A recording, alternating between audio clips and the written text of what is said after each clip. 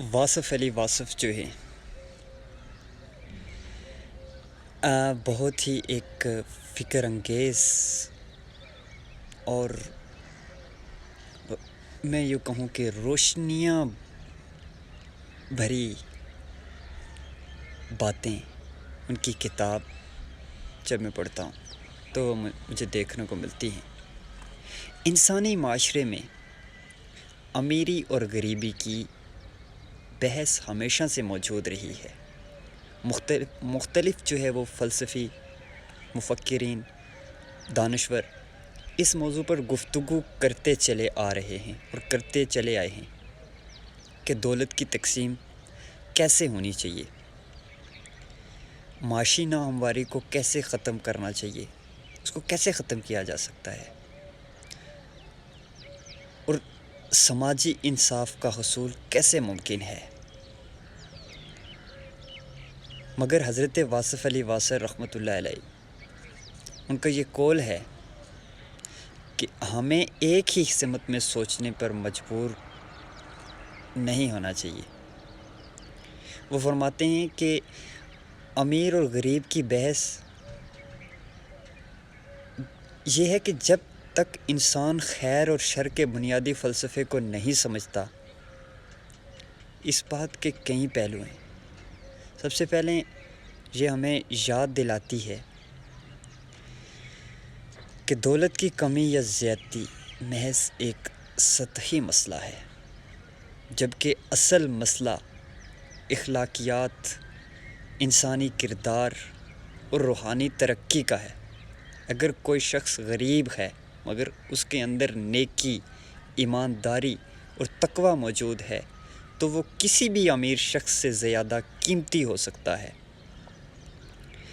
دوسری طرف اگر کوئی امیر ہے مگر اس کے اندر لالچ، ظلم، ناانصافی موجود ہے تو اس کی دولت کسی کام کی نہیں ہے۔ واصف علی واصف رحمۃ اللہ علیہ تعالیٰ کا یہ قول ہمیں اس طرف متوجہ کرتا ہے کہ کسی بھی نظام کو بہتر بنانے کے لیے محض مادی مسائل پر توجہ دینا روحانی تربیت نہیں اور اخلاقی تربیت نہیں۔ اگر معاشرے میں خیر و شر کی تمیز مٹ جائے، اگر لوگ صرف دولت اور وسائل کے فرق کو ہی سب کچھ سمجھنے لگیں اور اخلاقی اقدار ہیں ان کو بلا دیا جائے تو نتیجہ انتشار، بے چینی اور بے حسی کے سوا کچھ بھی نہیں ہوگا۔ یہاں ایک پہلو اور بھی قابل غور ہے کہ جب ہم خیر و شر کی بات کرتے ہیں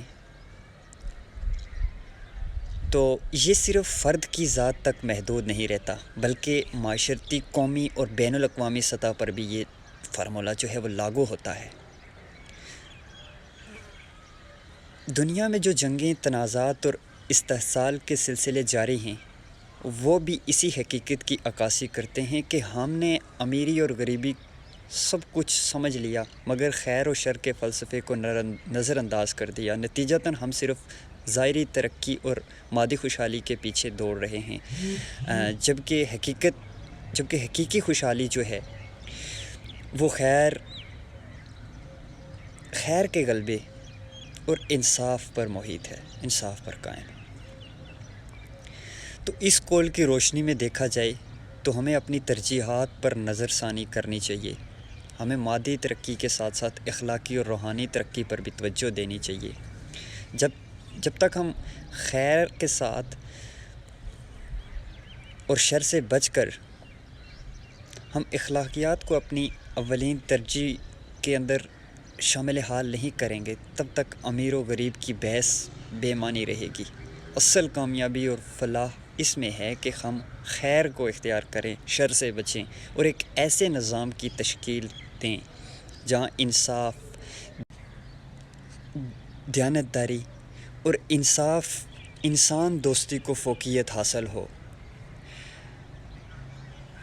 آج کا یہ جو میرا ولاگ تھا یہ حضرت علامہ واصف علی واصف کی ایک تصنیف ہے کہ واصف علی واصف کے کو اقوال جو کتاب کا نام ہے، اس میں سے میں نے یہ تحریر اٹھائی ہے۔ اگر آپ کو میرا یہ ولاگ، میری یہ باتیں پسند آئی ہوں تو میرے نیکسٹ ولاگ کے لیے، میری نیکسٹ ویڈیو کے لیے آپ میرے یوٹیوب چینل ڈسکور سمنی باغ کو ضرور سبسکرائب کیجئے گا اور اپنی قیمتی رائے سے ضرور آگاہ کیجئے گا۔ تھینک یو سو مچ۔ اللہ حافظ۔ ملتے ہیں نیکسٹ ولاگ میں۔